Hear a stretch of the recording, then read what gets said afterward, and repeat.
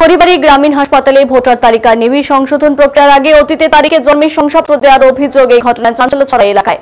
অভিযোগ কর্তৃপক্ষ অনৈতিকভাবে পুরনো তারিখ ব্যবহার করে একাধিক জন্ম শংসাপত্র প্রদান করছে। বিষয়টি খতিয়ে দেখতে খড়িবাড়ি গ্রামীণ হাসপাতালে উপস্থিত হন বিধায়ক ডক্টর শঙ্কর ঘোষ।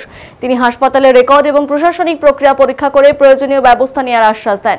এদিন সাংবাদিকদের মুখোমুখি হয়ে বিধায়ক ডক্টর শঙ্কর ঘোষ বলেন, অভিযোগ উঠেছে আগস্ট মাস থেকে এই গ্রামীণ হাসপাতাল থেকে জাল শংসাপত্র ইস্যু করা হয়েছে। ডাটা এন্ট্রি পদ থেকে সাসপেন্ড করা হয়েছে কর্মীকে, কিন্তু তাকে গ্রেফতার করা হয়নি। এই জাল শংসাপত্র কাণ্ডের সঠিক তদন্তের দাবি করেন তিনি।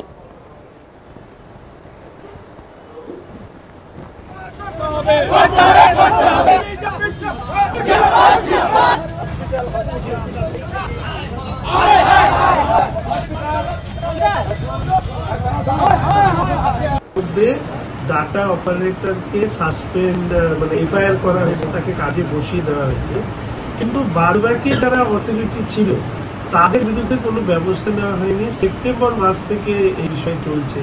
আমি গতকাল এখানকার স্থানীয় একটি সংবাদ মাধ্যম এই খবরটা করে, আমি আজকে এসেছি ওই গ্রামীণ হসপিটালে। আমি আপনাদের এখানকার যিনি দায়িত্বে আছেন হসপিটালে, তাহলে কি অ্যাপ্রুভাল অথরিটি তো ডিওর দেওয়া যে ফর্মটা সেটা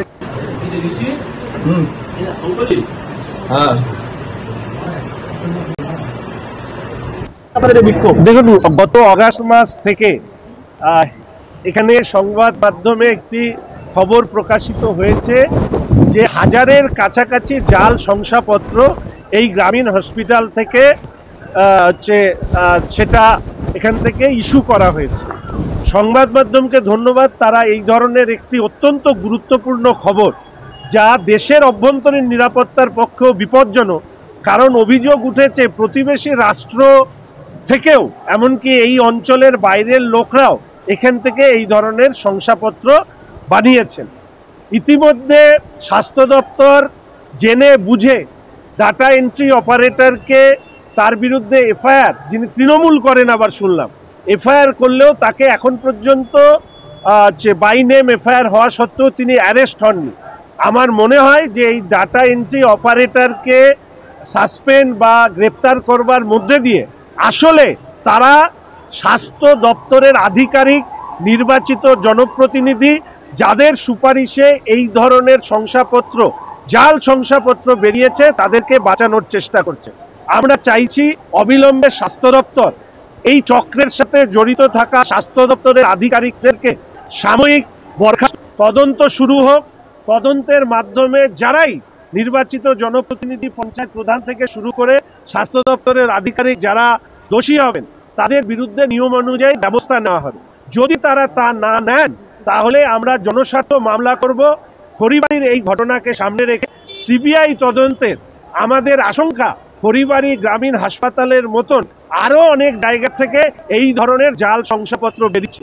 এই চিত্র ভয়াবহ এই কারণে যে আমাদের রাজ্যে জাল আধার কার্ড থেকে শুরু করে নানা ধরনের জাল সার্টিফিকেট এই রাজ্যে তৈরি হয়, যা দেশের অভ্যন্তরীণ নিরাপত্তার ক্ষেত্রে বিপজ্জনক।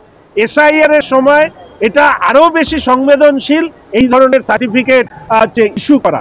ফলে একমাত্র সিবিআই তদন্ত হলেই রাজ্যের আসল পরিস্থিতিটা সামনে আসবে এবং যারা দায়ী বা দোষী তাদেরকে চিহ্নিত করে আইন অনুযায়ী ব্যবস্থা নেওয়া হয়।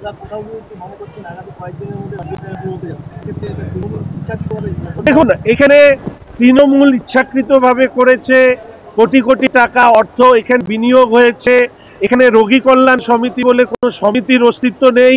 এই সব অভিযোগগুলো উঠে এসছে, সবগুলোই অভিযোগ তদন্ত সাপেক্ষে।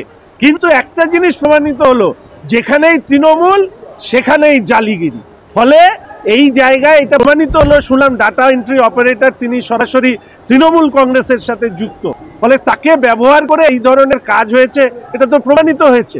আর এসআইআর এর জন্য মরিয়া তৃণমূল জাল শংসাপত্র এইভাবে তৈরি করবার ক্ষেত্রে মানুষকে মদত দিচ্ছে, টাকা নিচ্ছে, এই ঘটনা হতে পারে বলে আমরা মনে করি। Data অপারেটরকে suspend